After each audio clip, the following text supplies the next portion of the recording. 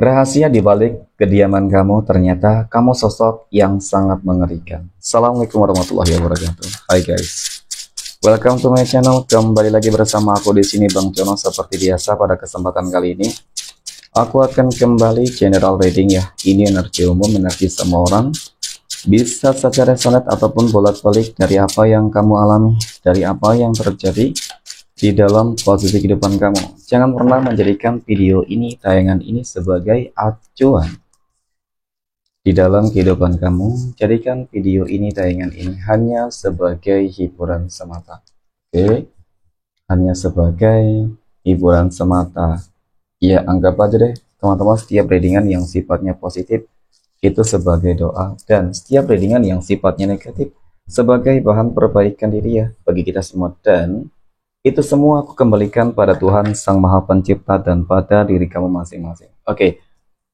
Nah, di sini kartu tarot sudah aku shuffle, aku ajak dan aku pilih teman-teman. Kemudian tema kita untuk readingan kali ini, ya, rahasia di balik kediaman kamu. Ternyata kamu adalah sosok yang sangat mengerikan. Fokus, konsentrasi, dan aku akan langsung mulai menarik energinya dari kartu yang pertama. Bismillahirrahmanirrahim. Pada kartu yang pertama aku punya Knight of Swords ataupun kesatria pedang. Nah, kesatria pedang ini muncul hadir sebagai energi pembuka, dan jika aku fokuskan kartu pertama ini terhadap kondisi kehidupan kamu terlebih dahulu, teman-teman. Di sini dapat aku lihat secara energi ya, sebenarnya kamu bukan orang yang mungkin gampang dianggap sepele ya. Kamu bukanlah orang yang mudah untuk dihancurkan, kamu bukanlah seseorang yang mudah untuk ditaklukkan ya teman-teman, ataupun kamu bukanlah orang yang dapat dengan mudah selalu dimanfaatkan. Meskipun mungkin kamu terlihat lebih cenderung ya teman-teman, mungkin lebih suka untuk berdiam diri, mungkin kamu suka terhadap kegiatan kamu ya, lebih banyak menghabiskan kegiatan mungkin di dalam rumah, di rumah ya teman-teman. Setelah bekerja kamu tidak ingin membuang-buang energi-energi positif kamu dengan hal-hal yang mungkin nggak terlalu penting, ataupun kamu nggak ingin nih ya, kamu bersama orang-orang yang nggak satu frekuensi dengan kamu, teman-teman. Ya, jadi kesannya kalau kamu bersama dengan orang-orang yang tidak satu frekuensi, ya, maka itu hanya akan membuang-buang energi kamu. Yang ada hanya apa? Yang ada akan hanyalah sebuah perdebatan, ya, dan sebuah argumentasi yang ujung-ujungnya juga membuang-buang energi positif kamu dong, ya. Nah, oke. Kemudian dari kartu yang kedua aku punya The Hierophant, teman-teman. Dan di sini mungkin kamu lebih memilih untuk diam. Kamu lebih memilih untuk menjaga sebuah privasi ya. Itu sih sebenarnya teman-teman. Nah, ketika kita berbicara terkait dengan adanya ya orang-orang yang kesannya tuh selalu menganggap kamu terlihat ataupun kesannya terlalu sombong ya teman-teman. Sombong mungkin pandangan orang itu berbeda-beda sih ya. Mungkin karena dianggap kamu terlalu tertutup, mungkin dianggap karena kamu tidak mau bersosialisasi dengan mereka. Jadi itu anggapan-anggapan ataupun pandangan-pandangan ya dari orang-orang yang sebenarnya tidak mengenal kamu secara lebih dalam. Padahal ketika mereka mengenal kamu secara lebih dalam, teman-teman, kamu orang yang asik banget. Kamu orang yang dapat bisa apa ya teman-teman ya, memberikan sebuah energi-energi positif, masukan-masukan yang positif. Karena apa? Dari sebuah tindakan, ucapan kamu itu sangat-sangat bijaksana, teman-teman. Ya, kamu orang yang dapat bisa memberikan sebuah motivasi untuk orang lain, penyemangat bagi orang lain. Meskipun terkadang, ya, teman-teman, kamu sulit untuk membuat diri kamu tuh lebih bersemangat. Ya, itulah sebuah kekurangan ya. Seseorang yang memiliki sebuah kebijaksanaan untuk mengarahkan seseorang itu untuk hidup lebih baik, ya, dia sendiri tidak bisa menuntun kehidupannya untuk lebih baik, ya, tetapi terus berupaya, berusaha ya teman-teman. Namanya juga manusia, pasti terkadang adalah sebuah momen yang dimana sulit untuk bisa menuntun diri untuk terus berada di hal-hal yang benar gitu ya teman-teman.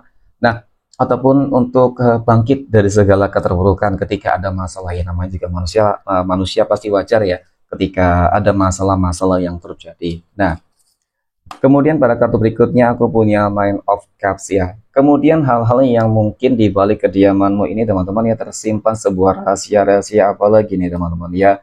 Nah, ini ya yang aku lihat mengenai tentang rahasia di balik kediaman kamu ya. Ternyata kamu orang yang memang teman-teman tidak suka, paling tidak suka ketika kehidupan kamu tuh diusik. Ya, kamu paling tidak suka ketika kehidupan kamu itu diganggu.